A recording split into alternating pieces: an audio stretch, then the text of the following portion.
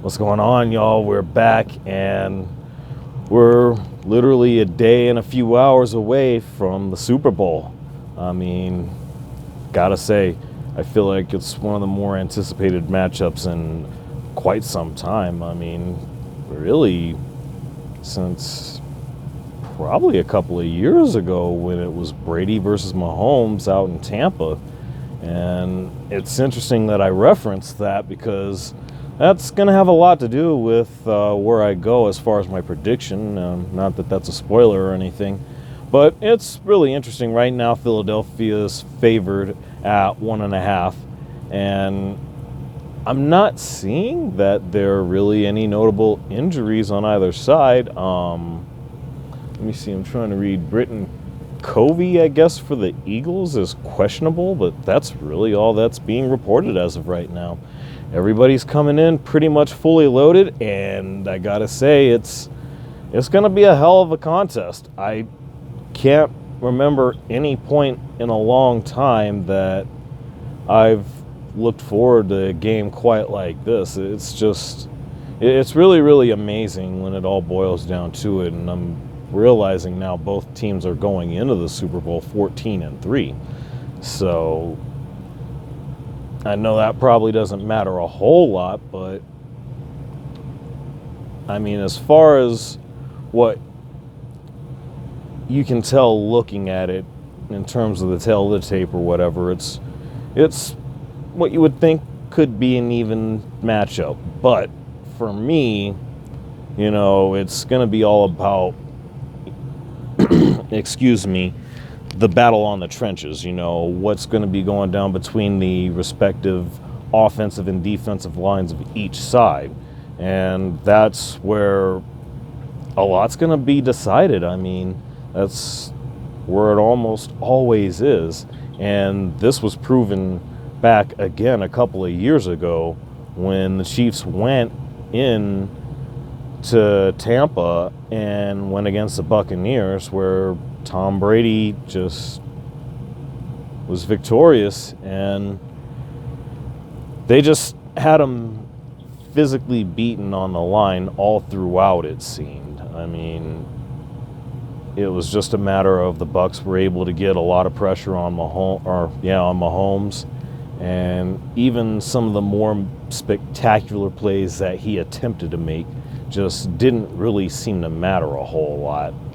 And really and truly, I feel like this time around it's going to be different in that aspect because the offensive line for the Chiefs is better. They're definitely healthier. Again, no real notable injuries on either side going into the game right now. So, the biggest thing that a lot of people had their eyes on was either the ankle of Patrick Mahomes or Jalen Hurts' throwing arm, and really when it boils down to it, both of those are going to absolutely be key factors. Let's be clear on that. But I got to imagine both have actually had significant enough time to have actually healed and prepared themselves. And I feel like they're going to be going into it. They're probably not going to be 100%. Let's be clear. I mean, it's the NFL after all. Nobody's going to be 100% at this point. So, much props to both sides first and foremost, because to have gotten this far with, just the way things have been, especially where injuries have been concerned, I mean, it's certainly been one of the more wilder years of injuries, and that's not even being a Broncos fan withstanding or anything like that, but everybody's had their fair share of it. Again, the Eagles had to deal with it for a couple of weeks with Hurts out, and it certainly was costly for them. And again, the whole situation with Mahomes, how he was able to do what he managed to muster up in that game is nothing short of phenomenal. And dude is far and away the ultimate warrior, but that's just it. That's literally what could be said about both of these guys. And I mean, if we're being honest, that's what has to be said about both of these teams. You got warriors on both sides, no matter how you slice it up. I mean, you got on one side, you got Pacheco, you've got McKinnon, who have come in, and I got to believe they're going to be the absolute X factors, or they're going to have to be, for the Chiefs to win. I mean, I like MVS. I definitely like Juju, especially because he certainly produced, when needed. Sky Moore has certainly been a factor when needed. Kadarius Toney, who, again, looks like he's going to be a go. I mean, that's a notable injury, unless there's something on that I haven't heard about. But regardless, I mean, the one constant to the Chiefs that has been the case for the last X amount of years, 6-7 years, I think, is Travis Kelce. I mean, as long as he's going, the Chiefs are going to be going no matter what. I mean, I find it funny that early in the season they talked about it's going to be one guy or it's going to be another. I mean, I feel like it's largely Kelce as far as those receivers or weapons or however you want to refer to them are concerned. But really, it's definitely going to be a matter of Pacheco and McKinnon. How are they able to affect the game? And really, that's going to be based on what the Eagles' defense is going to be able to do, because they actually did everything they could in preparation of this. I mean, I think all of the moves that they made, from bringing in guys like a Robert Quinn to a Linval Joseph to Ndamukong Suh, along with having Jordan Davis, Fletcher Cox, Brandon Graham, amongst so many others. Also Hassan Reddick, who is the leader in sacks. I mean, you got all these guys that you're going to wind up having to deal with one way or another. And, of course, I mentioned Ndamukong Suh and Linval Joseph. Yeah, they're on the tail end, the back nine of their careers. And Fletcher Cox isn't too far behind that.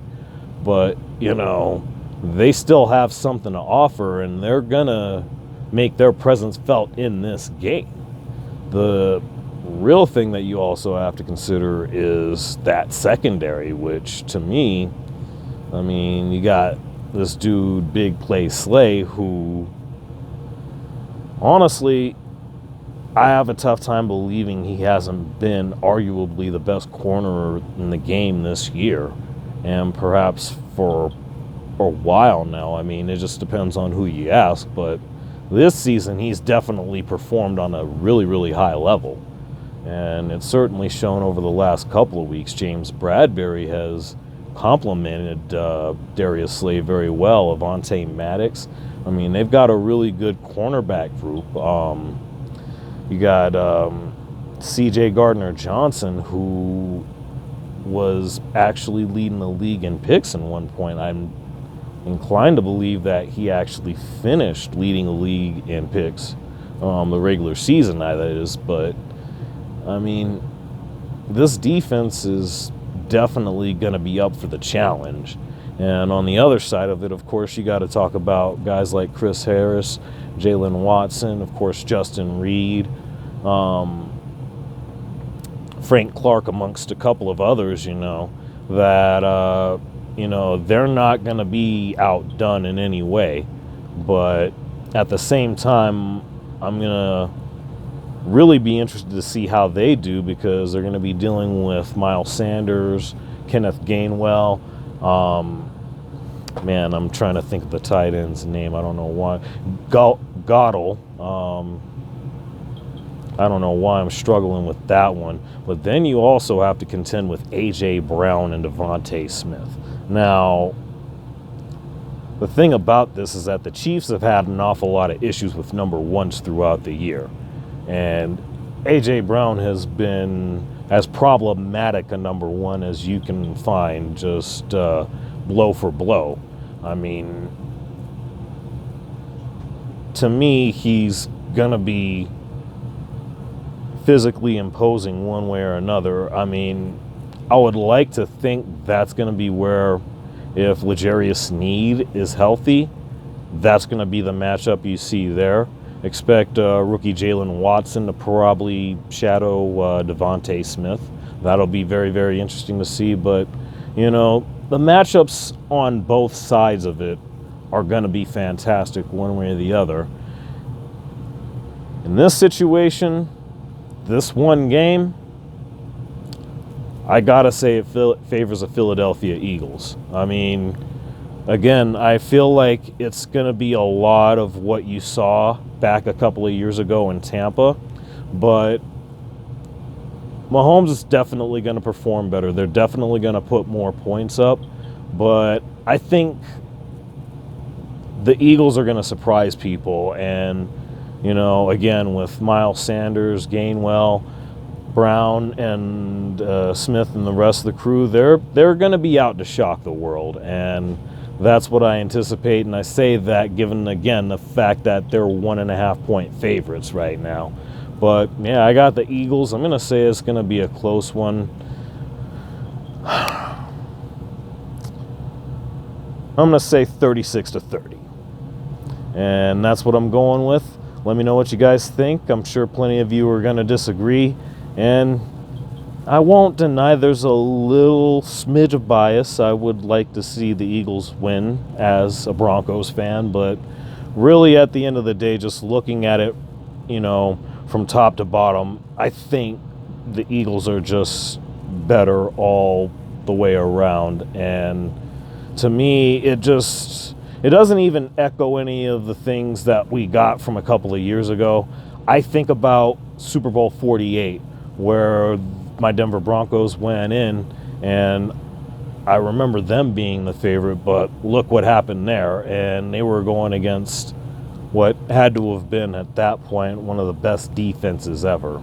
And I would dare say Philadelphia deserves to be in that category because, I mean, given what you've had to deal with, especially in the playoffs, going from the Giants, who have actually been fantastic for my money. I mean, really and truly, I thought they were going to be a little better than what they wound up being. But for the Eagles to just buckle down and completely put the clamps on them the way that they did, that just went to show how imposing they were just to start with. Then the week after that, you know, they wind up dealing with the 49ers, and say what you will, that opening drive where you had the catch, or was it really a catch, by Devontae Smith, you know? I mean, that's on the 49ers coaching staff for not catching that and throwing the challenge flag. Really and truly, I don't know that that would have changed things. For all we know, Brock Purdy probably still gets hurt, you know? It really doesn't go to show that that's the one deciding factor. There were plenty other factors that played into it, you know. It's just many of them ended up favoring the Eagles. But a lot of that had to do with the fact that they imposed a lot of that too. Same could be said for the Chiefs. I mean, honestly, I felt like the Jags were going to give it their best shot, and they did. It just wasn't enough. Same thing with the Bengals. I mean, they were going in, they were calling it Burrowhead.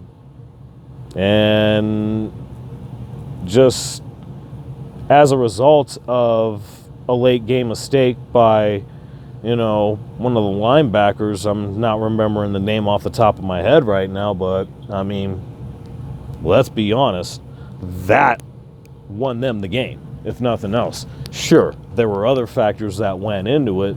There were certainly opportunities that Cincinnati had to actually take it over, and they came up short on that too. But at the end of the day, we can't rule out what happened with that late hit penalty on Mahomes. Either way, you know, it's just a matter of Philly comes in a little bit more convincing in my eyes, and that's where I'm rolling as far as that's concerned. That being said, let me know what you guys think, and I certainly look forward to whatever comes from that. I look forward to watching a game. Oh, also, twitch.tv/ANJ Network. I'll probably get going somewhere within an hour before kickoff. Either way, again, let me know what you guys think. You know what it is. Like, share, and subscribe if you enjoyed. And thanks for being here. Stay tuned for more.